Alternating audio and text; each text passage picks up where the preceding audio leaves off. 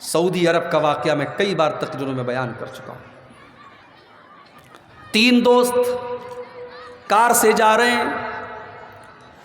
ہمارے نوجوانوں کی طرح وہ نوجوان تھے، کار میں گانا بجا رہے ہیں۔ ایسے تو سعودی عرب کا ماحول بہت اچھا ہے، لیکن وہاں پر بھی برے لوگ ہیں۔ وہ تینوں نوجوان دین سے دور تھے اور کار میں بڑی تیز اسپیڈ میں گانا بجا کے سن رہے تھے، اور کار پوری اسپیڈ سے چل رہی تھی۔ سعودی عرب کی سڑکیں ماشاءاللہ 1 نمبر کی سڑکیں ہیں، کار اسپیڈ میں چل رہی ہے، 150-200 کی اسپیڈ میں کار چل رہی ہے۔ کار نے اپنا بیلنس کھو دیا اور خطرناک ایکسیڈنٹ ہو جاتا ہے۔ 3 دوست کار میں بیٹھے ہیں، 3 دوستوں میں سے 2 دوست تو فوراً ایکسپائر ہو جاتے ہیں، انتقال کر جاتے ہیں۔ ایک دوست آخری سانسیں لے رہا ہے، اس کی بھی موت کا ٹائم آ چکا ہے۔ ٹریفک پولیس والے اس کے پاس پہنچتے ہیں۔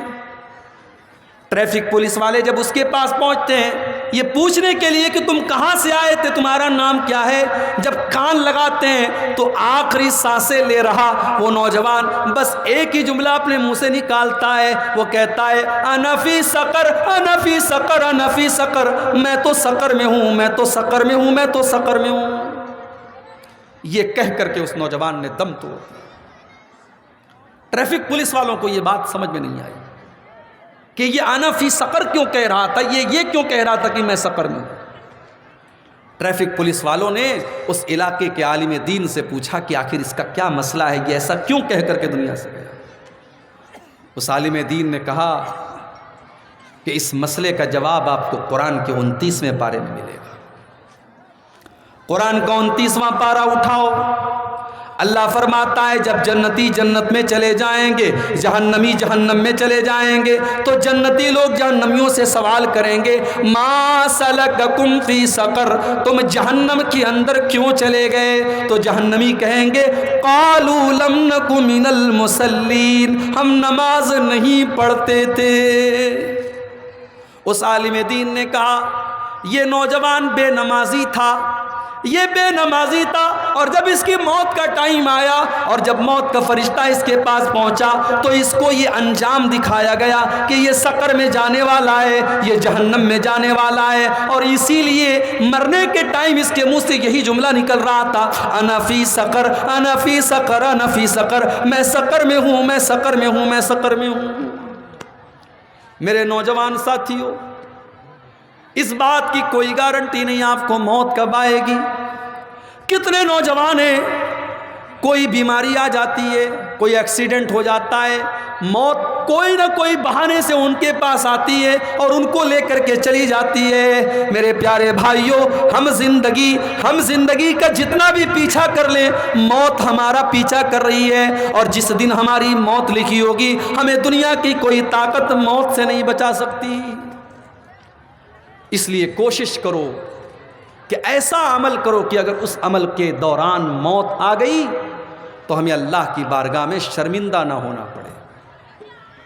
اگر آپ نے کانوں میں ایئر فون لگایا ہے اور بیٹھ کر کے یوٹیوب کے اوپر گانے دیکھ رہے ہیں اور گندی چیزیں دیکھ رہے ہیں اور اسی حال میں آپ کو موت آ گئی، اللہ کے پیارے نبی فرماتے ہیں کل عبد یبعث علی ما مات علیہ، بندہ جس حال میں مرے گا اسی حال میں کل قیامت کے دن اٹھایا جائے گا۔ اگر آپ گانا سن رہے ہیں، آپ کوئی گندا کام کر رہے ہیں، آپ شراب پی رہے ہیں، آپ جوا کھیل رہے ہیں، جس حال میں بھی آپ کی موت آئے گی اسی حال میں اللہ تعالیٰ کے آپ کو اٹھایا جائے گا۔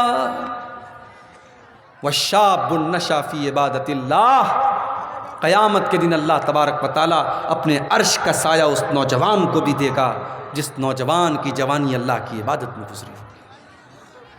عبداللہ بن عمر کو دیکھو، یہ بھی ہماری اور آپ کی طرح ایک نوجوان صحابی تھے، مسجد میں سویا کرتے تھے۔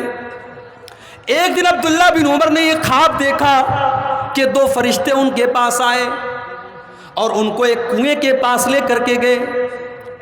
جب کنویں کے پاس پہنچے تو عبداللہ بن عمر کہتے ہیں میں نے جھانک کر کے دیکھا تو کنویں کے اندر آگ جل رہی تھی، میں ڈر گیا۔ فرشتوں نے کہا تم ڈرو نہیں، تم اس کے اندر نہیں ڈالے جاؤ گے۔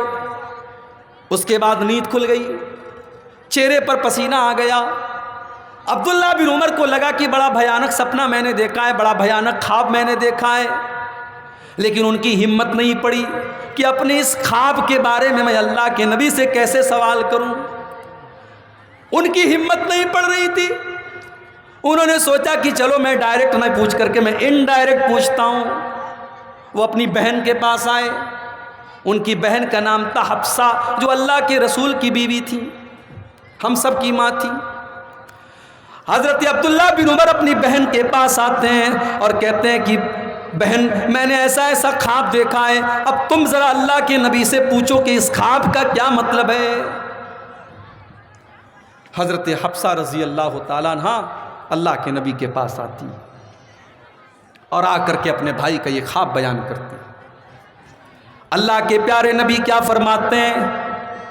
آپ فرماتے ہیں نعم الرجل عبداللہ، اے حفصہ تمہارا بھائی بہت اچھا انسان ہے، بہت نیک انسان ہے، عبداللہ بہت اچھا انسان ہے. لو کان یصلی من اللیل، بس ایک بات کی کمی ہے، وہ رات میں تہجد نہیں پڑھتا ہے. وہ پانچوں ٹائم کی نماز تو پڑھتا ہے لیکن عشاء کے بعد وہ سو جاتا ہے تو پھر سیدھے فجر کی نماز میں اٹھتا ہے. عبداللہ بن عمر رات میں تہجد نہیں پڑھتے ہیں، بس ایک بات کی کمی ہے، ورنہ بہت اچھے انسان ہیں. بخاری کے الفاظ ہیں، جب حضرت حفصہ نے آ کر کے اپنے بھائی کو یہ بات بتائی، بخاری کے الفاظ ہیں فَكَانَ لَا يَنَامُ مِنَ اللَّيْلِ إِلَّا قَلِيلًا. اس دن کے بعد سے عبداللہ بن عمر کبھی رات میں بغیر تہجد پڑھے نہیں سوتے تھے، وہ رات میں قیام اللیل کے بغیر نہیں سوتے تھے. میرے نوجوان ساتھیوں، تہجد پڑھنے کی عمر 60 سال نہیں ہے، تہجد پڑھنے کی عمر 70 سال نہیں ہے. تہجد پڑھنے کی عمر تو یہ جوانی کی عمر ہے. یہ جوانی کے سجدے اللہ کو بہت پسند ہیں. اپنی جوانی کو اللہ کی عبادت میں گزارو. ہمارا نوجوان بیچارہ داڑھی کاٹ رہا ہے، داڑھی چھیل رہا ہے، کہتا ہے کہ مولوی صاحب رشتے نہیں آتے. رشتہ کہیں ہماری امی دیکھنے جاتی ہیں تو لڑکی والے کہتے ہیں کہ ارے ہمیں اس کے ساتھ شادی نہیں کرنا ہے، وہ تو مولانا لگتا ہے. یعنی مولانا لگنا بھی آج بہت بڑا عیب ہو گیا. کتنی لڑکیاں تو یہ کہہ کر کے رشتہ ٹھکرا دیتی ہے کہ میں اس داڑھی والے کے ساتھ شادی نہیں کروں.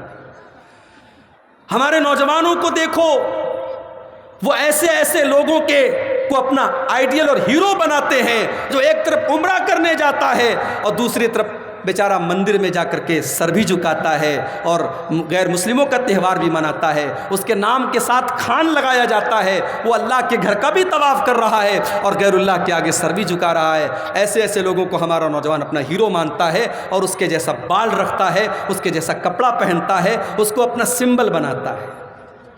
یہ تمہارے ہیرو نہیں ہے میرے بھائی، یہ سب زیرو ہیں، زیرو. یہ نچنیے، یہ ناچنے والے، یہ گانے والے، یہ اپنے آپ کو ایکٹر کہنے والے، ان کی زندگیاں گناہوں سے بھری ہیں، ان کی زندگیاں گندگیوں سے بھری ہیں. یہ شرک کی اور کفر کی گندگیوں میں بھرے پڑے ہیں. یہ تمہارے ہیرو نہیں ہو سکتے. تمہارے ہیرو تو نبی کے صحابہ ہیں. اللہ کے نبی کے ایک صحابی تھے، ان کا نام تھا خریم الاسدی. جیسے ہمارے بہت سے نوجوان بڑے لمبے لمبے بال رکھتے ہیں، اتنے لمبے لمبے بال رکھتے ہیں کہ سمجھ میں نہیں آتا کہ یہ جا رہا ہے کہ جا رہی ہے. کبھی کبھی ایسا ہوتا ہے نا، لمبے لمبے بال بھی ہیں، کانوں میں بالی بھی پہنے ہوئے ہے، جا رہا ہے تو پیچھے سے ڈاؤٹ ہوتا ہے یہ جا رہا ہے کہ جا رہی ہے. وہ تو سامنے سے پتہ لگتا ہے کہ نہیں صاحب یہ مذکر ہے، مؤنث نہیں ہے. تو حضرت خریم الاسدی رضی اللہ تعالیٰ عنہ کے بال تھوڑے بڑے بڑے تھے اور کپڑا جب پہنتے تھے تو ٹخنے کے نیچے رہتا تھا. اللہ کے پیارے نبی سے بڑی محبت کرتے تھے، بڑے نیک تھے، لیکن یہ دو چیزوں کی کمی تھی. بال بڑے بڑے رکھتے تھے، کپڑا ٹخنے کے نیچے رہتا تھا. ایک مرتبہ اللہ کے نبی اپنے صحابہ سے کہتے ہیں نعم الرجل عبداللہ، نعم الرجل خریم الاسدی. خریم الاسدی بہت اچھے انسان ہیں، خریم الاسدی بہت اچھے انسان ہیں، بس ایک بات کی کمی ہے، لولا طول جمتہ و اسبال ازارہ.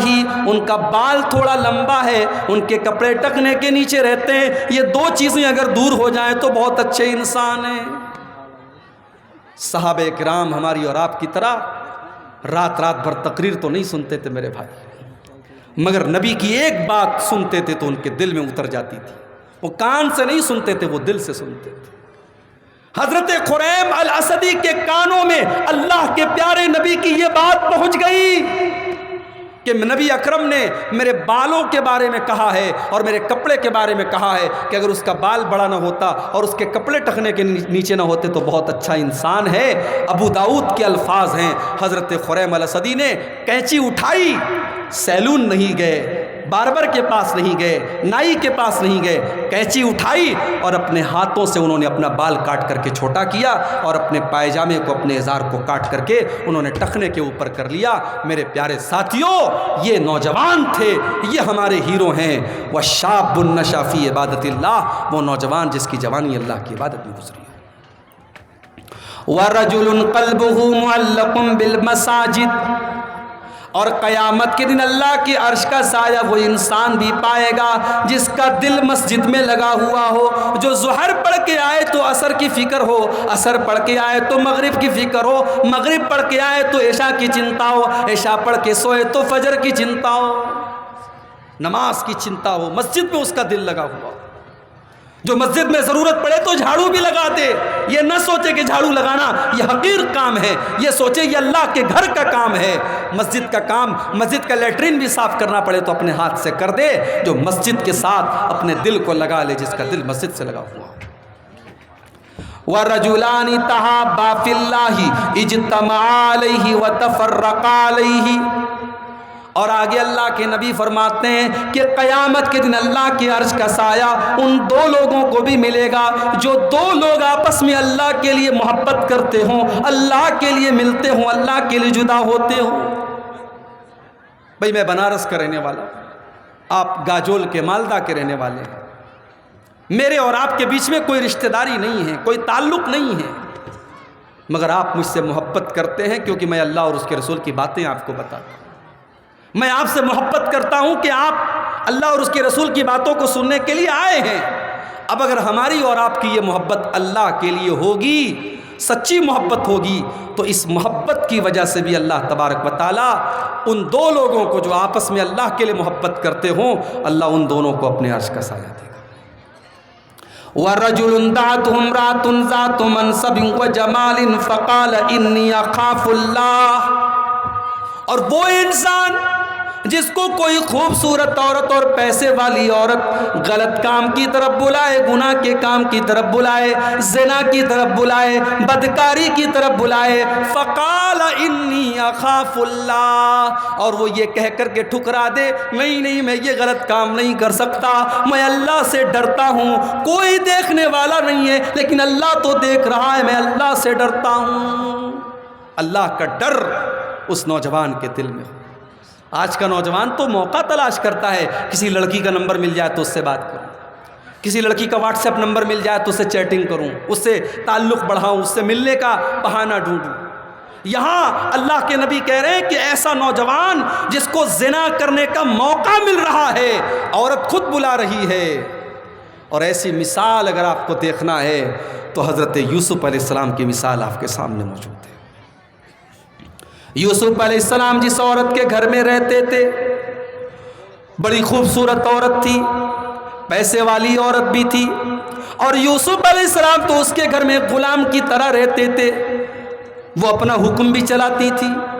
قرآن کریم نے نقشہ کھینچا ہے، وَرَاوَدَتْهُ الَّتِي هُوَ فِي بَيْتِهَا عَن نَّفْسِهِ وَغَلَّقَتِ الْأَبْوَابَ، ایک دن اس عورت نے سارے دروازے بند کر دیے، کھڑکی بند، دروازے بند، روشن دان بند، اب اندر کی خبر باہر والوں کو نہیں، باہر کی خبر اندر والوں کو نہیں، اکیلی وہ عورت ہے اور یوسف علیہ السلام ہے۔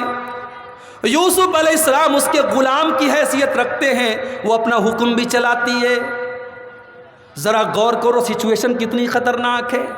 وَرَاوَدَتْهُ الَّتِي هُوَ فِي بَيْتِهَا عَن نَّفْسِهِ، اس عورت نے حضرت یوسف کو اپنے جال میں پھنسانا چاہا۔ وَقَالَتْ حَيْتَ لَكَ، سارے دروازے اس نے بند کر دیے، اور یوسف علیہ السلام سے آ کر کے کہتی ہے کہ اے یوسف تم میری باہوں میں آ جاؤ، تم میرے پاس آ جاؤ اور جلدی سے میری تمنا کو پوری کر دو، اور جلدی سے تم میری خواہش کو پوری کر دو۔ اکیلی عورت ہے اور کوئی ڈاؤٹ کرنے والا بھی نہیں ہے، کیونکہ یوسف علیہ السلام کوئی باہر کے نہیں، اسی میں رہتے، اسی گھر میں رہتے ہیں، اور عورت خود بلا رہی ہے۔ مگر کیا جواب دیتے ہیں حضرت یوسف علیہ السلام؟ قال معاذ اللہ، یوسف علیہ السلام کہتے اللہ کی پناہ، اللہ کی پناہ، انہو ربی احسن مسوایا، میرے رب نے تیرے گھر میں مجھے رہنے کی جگہ دی اور میں تیرے ہی ساتھ اتنا بڑا غلط کام کروں؟ انہو لا یفلح الظالمون، یہ زنا تو بہت بڑا پاپ ہے، یہ بہت بڑا ظلم ہے، اور یہ ظلم کرنے والا کبھی کامیاب نہیں ہو سکتا، میں تیرے ساتھ یہ غلط کام نہیں کر سکتا۔ بہت سے لوگ کہتے ہیں نا کہ آج حالات بہت خراب ہے، زمانہ بہت خراب ہے، بڑی بے پردگی ہو گئی ہے، بڑی بے حیائی ہو گئی ہے، لڑکیاں پتہ نہیں کیسے کیسے کپڑے پہن رہی ہیں۔ اگر لڑکیاں خراب کپڑے پہن رہی ہیں تو آپ کو غلط کام کرنے کا لائسنس نہیں مل گیا ہے۔ اصل بات یہ ہے کہ ہمارے دماغ آج موبائل اور فلموں اور گندے ویڈیوز نے ہمارے دماغ کو اتنا خراب کر دیا ہے کہ آج سماج میں چھوٹی چھوٹی بچیاں بھی سیف نہیں ہیں، آج چھوٹی چھوٹی بچیوں کے ساتھ بھی ریپ ہو رہا ہے۔ لڑکیاں تو جو بے حیائی کر رہی ہیں اور عورتیں جو غلط قسم کے کپڑے پہن رہی ہیں وہ تو ایک وجہ ہے، مگر ساری وجہ وہ نہیں ہے۔ آج ہمارے ذہنوں کو اتنا بھر دیا گیا ہے ان گندگیوں سے کہ آج چھوٹی چھوٹی بچیاں بھی آج وہ سیف نہیں ہیں۔ میرے پیارے ساتھی، تو جب یہ ڈر پیدا ہوگا کہ اللہ دیکھ رہا ہے تو زنا کرنے کا موقع ملے گا، مگر پھر بھی انسان زنا نہیں کرے گا۔ ذرا بخاری شریف کی اس حدیث کو بھی اپنے سامنے رکھیے۔ جب 3 لوگ سفر پہ گئے تھے اور تیز بارش ہونے لگی تھی اور تینوں پہاڑ کی ایک گفا کے اندر جا کر کے پناہ لیتے ہیں اور ایک بڑی سی چٹان آتی ہے اور گفا کے منہ کو بند کر دیتی ہے اور تینوں گفا کے اندر قید ہو جاتے ہیں، پھنس جاتے ہیں، اور تینوں آپس میں یہ طے کرتے ہیں کہ چلو ہم سب اپنی کوئی نہ کوئی نیکی کا واسطہ دے کر کے، اپنی نیکی کا وسیلہ لگا کر کے اللہ سے دعا کرتے ہیں۔ تو ان تینوں میں سے ایک نے کیا دعا کی تھی؟ اس نے کہا تھا کہ اے اللہ، میری ایک چچا کی لڑکی تھی، بڑی خوبصورت تھی اور میں اس سے بہت محبت کرتا تھا۔ جتنی محبت ایک مرد کسی عورت سے کر سکتا ہے، میں اتنی سب سے زیادہ محبت اس عورت سے کرتا تھا اور میں اسے پانا چاہتا تھا، اسے حاصل کرنا چاہتا تھا۔ ایک مرتبہ قحط سالی کا موقع آیا، سوکھا پڑ گیا گاؤں میں، لوگ دانے دانے کے محتاج ہو گئے۔ میری چچا کی لڑکی میرے پاس آتی ہے، مجھ سے مدد مانگتی ہے۔ میں نے اس سے وعدہ کیا میں اس کو 100 دینار دوں گا، ایک روایت پہ ہے 120 دینار دوں گا، اور میں نے اس کو یہ مدد دینے کا وعدہ کیا، لیکن میں نے کہا کہ تجھے اپنی عزت کا سودا کرنا پڑے گا، تجھے اپنی عزت مجھے سونپنی پڑی۔ اے اللہ، میری چچا کی وہ لڑکی مجبوری کے عالم میں اس کام کے لیے تیار ہو گئی، اور میں نے بالکل طے کر لیا کہ اب میں اپنی دل کی مراد پوری کروں گا اور اس کے ساتھ میں غلط کام کروں گا، اور قریب تھا کہ میں یہ غلط کام کر ڈالتا، مگر عین موقع پر اس لڑکی کے منہ سے بس ایک جملہ نکلا۔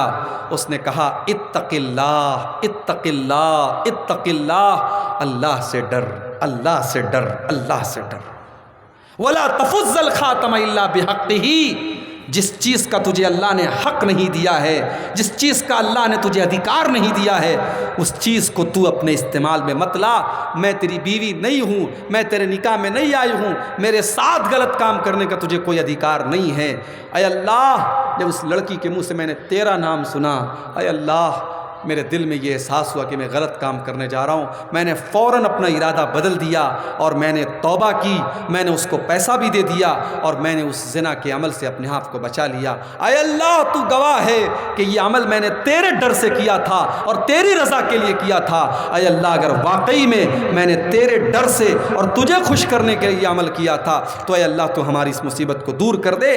لمبی حدیث ہے، تینوں نے الگ الگ دعائیں کی اور اس کے بعد وہ چٹان ہٹ گئی اور تینوں غار سے نکل گئے۔ میرے پیارے ساتھیوں، اللہ تبارک و تعالیٰ کا ڈر جب انسان کے دل میں پیدا ہوتا ہے تو زنا کا موقع ملنے کے بعد بھی وہ اپنے دامن کو بچا سکتا ہے۔ اس کے بعد اللہ کے نبی فرماتے ہیں وَرَجُلٌ تَصَدَّقَ بِصَدَقَةٍ فَأَخْفَاهَا، اور وہ انسان بھی اللہ کی عرش کا سایہ پائے گا جو اللہ کی راہ میں صدقہ کرتا ہے، خیرات کرتا ہے، بائیں ہاتھ سے خیرات، دائیں ہاتھ سے خیرات کرتا ہے تو بائیں ہاتھ کو پتہ نہیں چلتا۔ آج تو ہم چاہتے ہیں کہ ہم دان دیں مسجد میں تو لاؤڈ اسپیکر میں جب تک اعلان نہ ہو اور پورا گاؤں جان نہ لے کہ ہم نے اتنا دان دیا اور اتنا چندہ دیا ہے، تب تک ہمارے دل کو سکون جائز ہے۔ آپ دان دیں اور آپ کے دان کا اعلان ہو، یہ جائز ہے، مگر سب سے بہترین دان یہ ہے میرے بھائیوں، سب سے بہترین چندہ یہ ہے کہ آپ اللہ کے گھر میں چندہ دے دیں، آپ اللہ کی راہ میں چندہ دے دیں اور اپنا نام بھی چھپا لیں اور آپ کو پتہ ہو اور اللہ کو پتہ ہو کہ آپ نے کتنا دیا ہے، بائیں ہاتھ کو بھی پتہ نہ چلے کہ دائیں ہاتھ نے کیا خرچ کیا ہے۔ حضرت علی بن حسین اللہ کے نبی کے نواسے حضرت حسین کے بیٹے تھے۔ جب ان کا انتقال ہوا، ان کے انتقال کے بعد جب ان کو نہلایا جانے لگا، ان کی پیٹھ کے اوپر بورے کے موٹے موٹے نشان تھے۔ نہلانے والوں کو بڑا تعجب ہوا، یہ تو کوئی محنت کا کام نہیں کرتے تھے، ان کی پیٹھ کے اوپر یہ بورے کے نشان کیوں پڑ گئے؟ جب یہ بات مدینہ کے اندر پھیل گئی تو مدینہ کے کچھ غریب لوگ آئے اور ان لوگوں نے کہا ہمیں پتہ ہے کہ ان کی پیٹھ کے اوپر یہ بورے کے نشان کیوں پڑے ہیں۔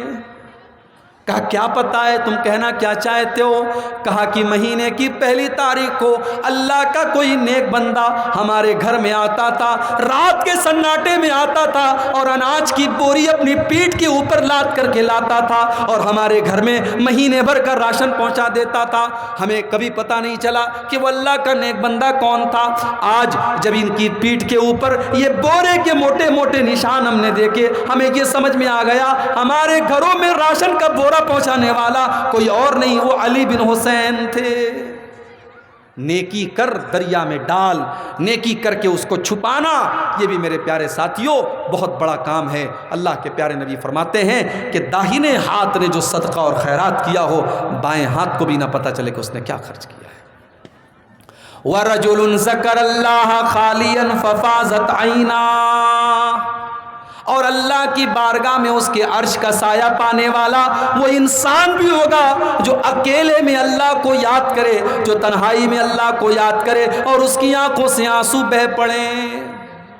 کبھی کبھی رات کے سناٹے میں اللہ کو یاد کرو، جب کوئی دیکھ نہ رہا ہو، بند کمرہ ہو، آپ ہوں اور آپ کے رب کے بیچ میں اور آپ کے بیچ میں کوئی رکاوٹ نہ ہو، اپنے گناہوں کو یاد کرو میرے بھائی اور اللہ کی بارگاہ میں آنسو بہا دو۔ وہ آنسو بڑے قیمتی ہیں۔ آج ہم سب چیزوں سے ڈرتے ہیں مگر اللہ سے نہیں ڈرتے۔ آج چوری ہو رہی ہے، بے ایمانی ہو رہی ہے، مسلمان سود کھا رہا ہے، بیاج کھا رہا ہے، لاٹری کے پیسوں سے کھیل رہا ہے۔ کیوں؟ کیونکہ اس کو ڈر نہیں ہے کہ اللہ کو اس کو حساب دینا ہے۔ قرآن کا 30واں پارہ کھولو، اللہ فرماتا ہے وَيْلٌ لِّلْمُطَفِّفِينَ الَّذِينَ إِذَا اكْتَالُوا عَلَى النَّاسِ يَسْتَوْفُونَ وَإِذَا كَالُوهُمْ أَوْ وَزَنُوهُمْ يُخْسِرُونَ۔ بربادی ہے، ویل ہے، جہنم ہے ناپ تول میں کمی کرنے والوں کے لیے۔ جب دینے کا نمبر آتا ہے تو وہ ناپ تول میں کمی کرتے ہیں، جب لینے کا نمبر آتا ہے تو پورا پورا لیتے ہیں۔ اللہ فرماتا ہے الا یظن اولئک انہم مبعوثون، کیا ان کو یہ ڈر نہیں ہے کہ کل اللہ کی بارگاہ میں ان کا حساب لیا جائے گا، کل اللہ کے سامنے ان کو کھڑا ہونا پڑے گا۔ لیوم عظیم یوم یقوم الناس لرب العالمین، کل اللہ تعالیٰ کے سامنے ان کو کھڑا ہونا پڑے گا۔ عمر فاروق کا دور ہے، حضرت عمر فاروق رات میں نکلتے ہیں گشت کرنے کے لیے، دروازے پر کان لگا کر کے سن رہے ہیں کہ اندر کیا باتیں ہو رہی ہیں، کوئی بھوکا تو نہیں ہے، کوئی پیاسا تو نہیں ہے، کسی کے گھر میں کوئی بچہ ایسا تو نہیں جس کو دودھ نہ ملا ہو، کوئی گھر ایسا تو نہیں ہے جہاں کھانا نہ بنا ہو۔ حضرت عمر اپنے رعایا کا چکر لگا رہے ہیں، گھر گھر کی حالات دیکھ رہے ہیں۔ ایک مکان کے اندر سے آواز آتی ہے، کوئی ماں اپنی بچی سے کہہ رہی ہے، اپنی بیٹی سے کہہ رہی ہے کہ بیٹی اٹھ اور جلدی سے تو دودھ میں پانی ملا دے۔ بیٹی کہتی ہے امیر المومنین کا آرڈر آیا ہے، حضرت عمر کا فرمان آیا ہے کہ دودھ میں پانی ملانا اپرادھ ہے۔ اے امی جان، کیا تم کو پتہ نہیں ہے کہ حضرت عمر کا قانون آیا ہے کہ دودھ میں پانی ملانا اپرادھ ہے؟ ماں کہتی ہے بیٹی رات کا وقت ہے، عمر اپنے گھر میں آرام کر رہا ہوگا، عمر کو کیا پتا، تو جلدی سے اٹھ اور تو دودھ میں پانی ملا دے۔ بیٹی جواب دیتی ہے امی جان عمر کو پتا نہیں ہوگا، ٹھیک ہے، عمر کے رب کو تو سب پتا ہے، عمر کا رب تو ہم کو دیکھ رہا ہے، عمر کو تو ٹھیک ہے، عمر کو پتا نہیں چلے گا، عمر کے رب کو ہم کیا جواب دیں گے؟ ہم دودھ میں پانی ملا کر کے بیچیں گے، ملاوٹ کریں گے، تم اللہ کو کیا جواب دیں گے؟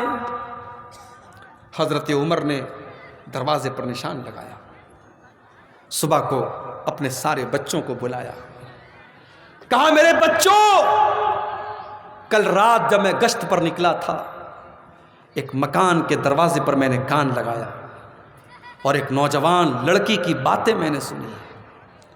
مجھے نہیں پتا کہ وہ لڑکی کتنی خوبصورت ہے، مجھے نہیں پتا وہ لڑکی کس خاندان کی ہے، کس قبیلے کی ہے، مجھے نہیں پتا کہ وہ دیکھنے میں کیسی ہے، مگر مجھے اتنا ضرور پتا ہے کہ اس لڑکی کے دل میں اللہ کا ڈر موجود ہے۔ اس نے اپنی ماں سے کہا کہ اگر ہم نے دودھ میں پانی ملایا تو عمر نہیں دیکھ رہا ہے، عمر کا رب تو ہم کو دیکھ رہا ہے۔ اس کی یہ بات مجھے اتنی پسند آئی ہے کہ میں اس لڑکی کو اپنے گھر کی بہو بنانا چاہتا ہوں۔ کیا تم میں سے کوئی اس سے شادی کرنے کے لیے تیار ہے؟ حضرت عمر کے ایک بیٹے تھے، ان کا نام تھا عاصم بن عمر۔ انہوں نے کہا کہ اے ابا جان، میں شادی کرنے کے لیے تیار ہوں۔ آج کا نوجوان ہوتا تو کہتا ایسے کیسے ہم شادی کریں گے؟ یہ کسی گمنام بھائی نے اپنا نام نہیں بتایا ہے، اس مسجد کے لیے انہوں نے 5000 کا تعاون پیش کیا ہے۔ اللہ تعالیٰ ان کے مال میں، ان کے اہل و عیال میں برکت نصیب فرمائے، ان کے گناہوں کو معاف فرمائے، ان کو ہر مرض سے شفا دے، ان کے دل کی مراد کو اللہ تعالیٰ پوری کرے۔ حضرت عمر کے بیٹے نے کہا کہ ابا جان، میں شادی کر لوں گا، میں تیار ہوں نکاح کرنے کے لیے۔ آج کے دور کا نوجوان شادی کرنے کے لیے بھی یہ چاہتا ہے کہ اس کو بالکل ہیروئن کے جیسی لڑکی ملے، چاہے وہ نمازی ہو یا نہ ہو، صحیح عقیدے کی ہو یا نہ ہو، دیندار ہو یا نہ ہو، اس کا کیریکٹر صحیح ہو یا نہ ہو۔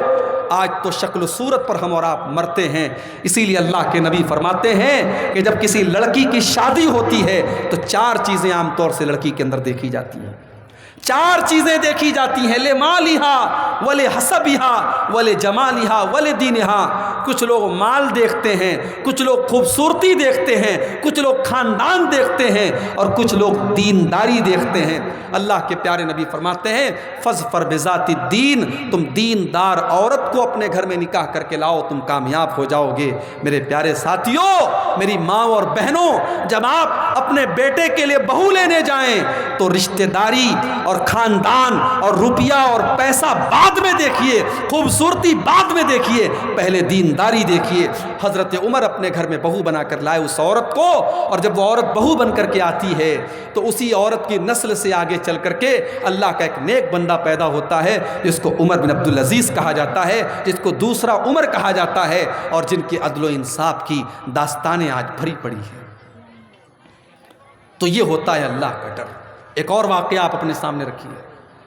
میں سمجھ رہا ہوں سردی کا موسم ہے اور مجمع زیادہ تر جا چکا ہے اور جا رہا ہے، اب یہ آخری باتیں ہیں، میں کہہ کر کے باتیں سمیٹوں گا۔ جب سامنے پبلک نہ بیٹھی ہو اور سامنے مانوش نہ ہو تو پھر جو ہے وقتہ کا من بھی نہیں لگتا ہے۔ ایک واقعہ اور آپ سن لیجئے اسی تعلق سے کہ اللہ کا جو ڈر ہوتا ہے وہ انسان کو کہاں تک لے کر کے جاتا ہے۔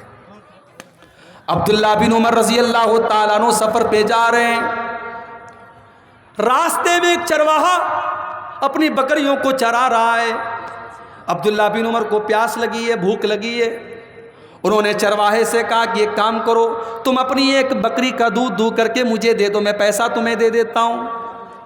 چرواہا کہتا ہے کہ عبداللہ بن عمر، یہ بکریاں میری نہیں ہیں، یہ میرے مالک کی بکریاں ہیں، میں تو ان کو چرانے کے لیے آیا ہوں، مجھے اس بات کی اجازت نہیں ہے کہ میں ان بکریوں کا دودھ میں آپ کو پلا سکوں۔ عبداللہ بن عمر کو بڑا تعجب ہوا کہ اتنا ایماندار آدمی بکری کا دودھ دینے کے لیے تیار نہیں ہے۔ انہوں نے سوچا چلو اس کی پریچھا لیتے ہیں، اس کا امتحان لیتے ہیں۔ انہوں نے اس کا امتحان لینے کے لیے کہا اچھا ایک کام کرو، تم ایک بکری مجھے دے دو، میں اس کی قیمت تمہیں دے دیتا ہوں، تم قیمت لے لو، بکری مجھے دے دو، میں دودھ بھی پی لوں گا اور ضرورت پڑی تو میں بکری کو ذبح کر کے اس کا گوشت بھی کھا جاؤں گا، اور تم اپنے مالک سے کہہ دینا کہ میں بکریاں چرانے گیا تھا اور بھیڑیا آیا اور ایک بکری کو لے کے چلا گیا، تمہارے مالک کو شک بھی نہیں ہوگا، تمہارا بھی کام بن جائے گا، میرا بھی کام بن جائے گا۔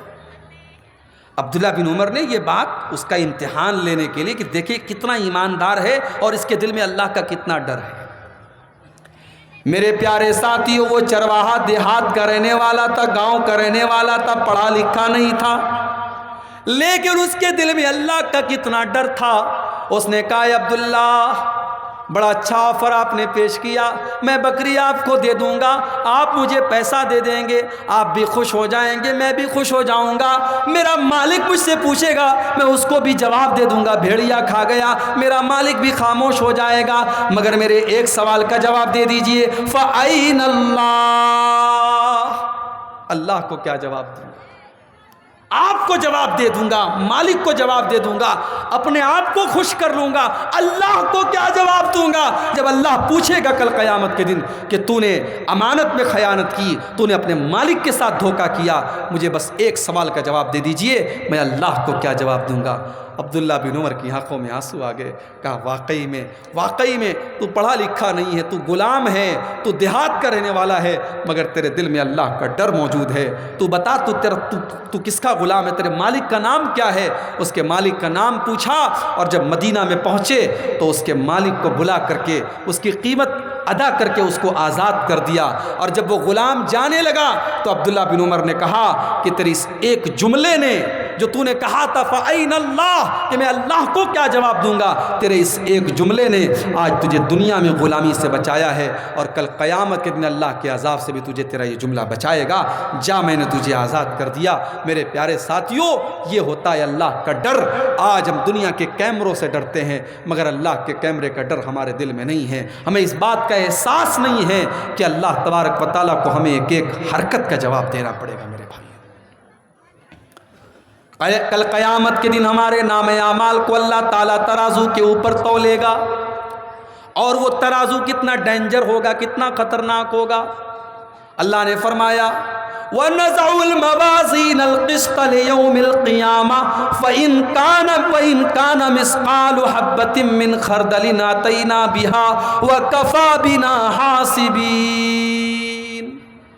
دنیا میں سب سے خطرناک ترازو سونار کا مانا جاتا ہے۔ سونار کے ترازو پر آدھا گرام، 1 گرام بھی سونا رکھ دو، ناک کی نتھیا بھی عورتیں اپنی رکھ دیتی ہیں تو سونار کے ترازو پر وہ سامنے آ جاتا ہے۔ اللہ فرماتا ہے ہمارا ترازو تو ایسا ہوگا، ہم کل قیامت کے دن ایسا ترازو رکھیں گے کہ تم نے رائی کے دانے کے برابر بھی کوئی عمل کیا ہوگا تو اس ترازو کے اوپر وہ بھی سامنے آ جائے گا۔ اللہ، رائی کے دانے کے برابر۔ دنیا میں ہماری گردن پھنستی ہے، ہمارا باپ ہمیں بچا لیتا ہے، ہماری ماں ہمیں بچا لیتی ہے، ہمارے بھائی ہمیں بچا لیتے ہیں، کل قیامت کے دن ہمیں کوئی نہیں بچائے گا۔ میرے بھائی، یوم یفر المرء من اخیہ وامہ وابیہ وصاحبتہ وبنیہ لکل امرئ منہم یومئذ شان یغنیہ۔ اپنے ماں کو دیکھ کر کے انسان بھاگے گا، اپنے باپ کو دیکھ کر کے بھاگے گا، اپنی اولاد کو دیکھ کر کے بھاگے گا، اپنے بچوں کو دیکھ کر کے بھاگے گا۔ وہاں تو نفسی نفسی کا عالم ہوگا، وہاں کسی کو دوسرے کی چنتا نہیں ہوگی، وہاں تو سب کو اپنی فکر ہوگی۔ اتنا ہی نہیں، دنیا میں سورس بھی چلتا ہے، دنیا میں رشوت بھی چلتی ہے، دنیا میں جج اور وکیل کو خرید لیا جاتا ہے، لیکن کل قیامت کے دن لا یجزی نفس عن نفس شیئا، وہاں کوئی کسی کی جگہ کام نہیں دے گا، ولا یقبل منہا شفاعۃ، کسی کا سورس وہاں پر کام نہیں آئے گا، کسی کا سورس وہاں پر کام نہیں آئے گا، کسی کی دوستی وہاں پر کام نہیں آئے گی، وہاں سب کو اپنا اپنا حساب دینا پڑے گا۔ لا تزر وازرۃ وزر اخری، کل قیامت کے دن کوئی کسی کا بوجھ نہیں اٹھائے گا۔ میرے پیارے ساتھیوں، اس دن ہم اللہ کو کیا منہ دکھائیں گے؟ ہمیں اور آپ کو دنیا میں اس بات کی تیاری کرنا چاہیے۔ ہم دنیا کے کیمرے کو دیکھ کر کے اگر غلط کام سے بچ سکتے ہیں تو آخرت کے اس کیمرے کے بارے میں ہم سوچیں کہ جو ہماری ایک ایک ایکٹیویٹی کو ریکارڈ کر رہا ہے، اور کل قیامت کے دن ہمیں اس کا حساب دینا پڑے گا۔ ابھی دیکھیے کورونا کی آہٹ پھر سے سننے میں آ رہی ہے، پھر سے ایسی خبریں آ رہی ہیں کہ کورونا بہت پھیل رہا ہے. ابھی ہم نے 2 سال لاک ڈاؤن کی اور کورونا کی مصیبت ہم نے دیکھی، ایک مرتبہ پھر یہ مصیبت ہمارے سامنے نظر آ رہی ہے. یہ مصیبتیں کیوں آتی ہیں میرے پیارے ساتھیوں؟ یہ مصیبتیں اسی لیے آتی ہیں، اللہ نے فرمایا کہ ہم تمہیں آزماتے ہیں بالباسائی والضراء، ہم تمہیں آزماتے ہیں بیماریوں کے ذریعے اور تکلیفوں کے ذریعے، تنگ دستی کے ذریعے، پریشانی کے ذریعے، لعلہم یضرعون، تاکہ تم اللہ کی بارگاہ میں گڑ گڑاؤ، تم اللہ کی بارگاہ میں رجوع کرو. اس لیے ہمیں اور آپ کو چاہیے کہ جب ہم اپنے سامنے اس طریقے کی کوئی مصیبت دیکھیں تو ہم اللہ کی طرف رجوع کریں، اپنے گناہوں سے ہم باز آ جائیں، اللہ سے سچی توبہ کریں. آئیے رات کا یہ سہانا وقت ہے، ہم اللہ سے دعا کریں رب العالمین ہم سے جو کمیاں اور کوتاہیاں ہوئی ہیں اللہ ان کو اپنے فضل و کرم سے معاف فرما دے. آج کا یہ پروگرام اے اللہ تیرے گھر کے لیے یہ پروگرام منعقد ہو رہا ہے، تیری مسجد کو بنانے کے لیے ہو رہا ہے. اے اللہ لوگوں نے اپنی اپنی طاقت کے مطابق اس مسجد میں چندہ دیا ہے، دان دیا ہے. اے اللہ تو لوگوں کے دان کو قبول فرما. اے اللہ ہماری مائیں بہنیں اپنے گھر کا آرام چھوڑ کر کے سردی کے اس موسم میں یہاں آئی ہیں. اے اللہ تو ہماری ماں و بہنوں کی بھی ان چندوں کو قبول فرما.